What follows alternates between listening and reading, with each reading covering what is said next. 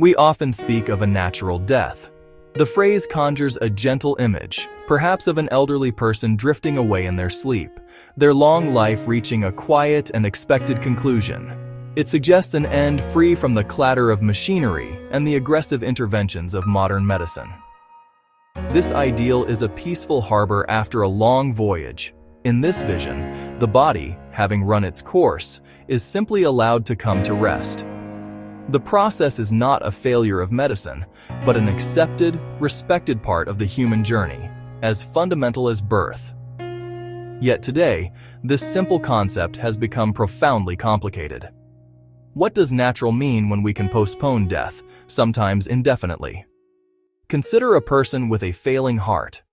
For one, a natural end might mean staying at home, surrounded by familiar comforts and loving family. Their days grow shorter, their appetite wanes, and eventually, their heart quietly stops. This feels like a death that honors the life lived.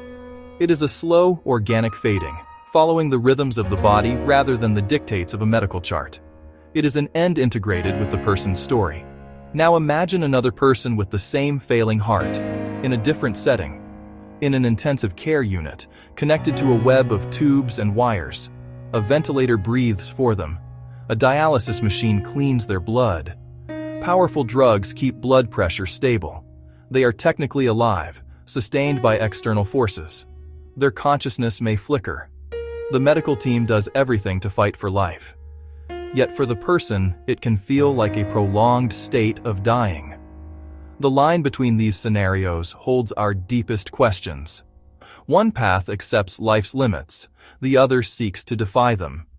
Natural death becomes less about the absence of medicine and more about the presence of peace, dignity, and personal will. The miracles of modern medicine are undeniable. We have developed an astonishing arsenal of treatments. We mend broken bodies, eradicate diseases, and push back the frontiers of death.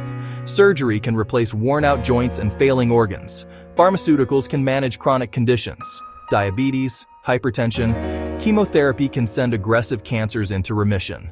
These interventions are a profound gift. They grant us additional years, even decades, to spend with loved ones, to watch grandchildren grow, to pursue passions, to find closure. This same power can become a double-edged sword. A course of aggressive chemotherapy might offer a small chance of remission for a young patient. But for a frail elderly person with advanced metastatic cancer, it may only bring weeks of debilitating nausea, pain, and fatigue. Suffering is not a singular, easily defined experience. It is multifaceted, touching every aspect of a person's being. The physical dimension is often the most obvious. Pain that medication can no longer fully control. Breathlessness that exhausts even speech. Profound fatigue chains a person to bed. Nausea robs the pleasure of food. The body breaks down in small and large indignities. Days become trials to endure rather than gifts to enjoy. There is fear, anxiety, and loneliness, the feeling of being an object of care rather than a subject with a rich inner life. Depression can settle in. The loss of independence brings shame and despair. Loved ones become full-time caregivers, their lives on hold, navigating a confusing system. Long bedside vigils, exhaustion, and guilt. The financial cost can be staggering, fracturing relationships and leaving regret. When does care stop being beneficial and start adding suffering? When they cannot recognize family, enjoy simple pleasures, or communicate wishes, the calculus changes. Section 4. Charting the course. The role of palliative care and open dialogue. Navigating end-of-life choices requires a different kind of map, one that prioritizes comfort and personal values alongside medical possibilities. This is the domain of palliative care, which can be introduced at any stage of serious illness. Its goal is not to cure, but to relieve symptoms and stress, managing pain, nausea, anxiety, and other debilitating symptoms to improve quality of life. Palliative specialists excel at difficult conversations, helping patients articulate what matters most. Is it being pain-free? Spending conscious time with family? Staying at home as long as possible? By aligning treatments with goals, interventions serve the person, not the other way around. Proactive planning, Honest conversations long before a crisis prevents confusion and anguish. A living will can specify treatments like mechanical ventilation or artificial feeding. Naming a healthcare proxy is equally critical. These talks are hard, but they give loved ones the clarity to honor our wishes.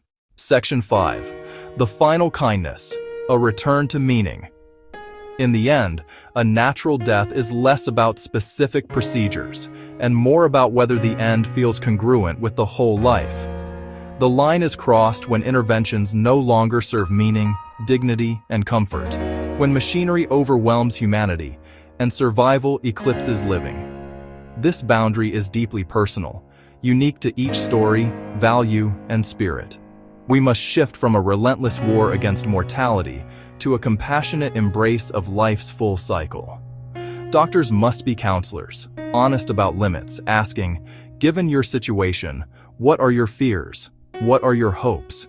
What does a good day look like now? And really listen. Good care includes the wisdom to shift from cure to comfort. Families offer the final kindness by advocating for stated wishes, listening with open hearts, bravely asking and hearing. Comfort-focused care is not giving up. It is a profound act of love. We can normalize these conversations and measure care by lives saved, suffering eased, and dignity preserved.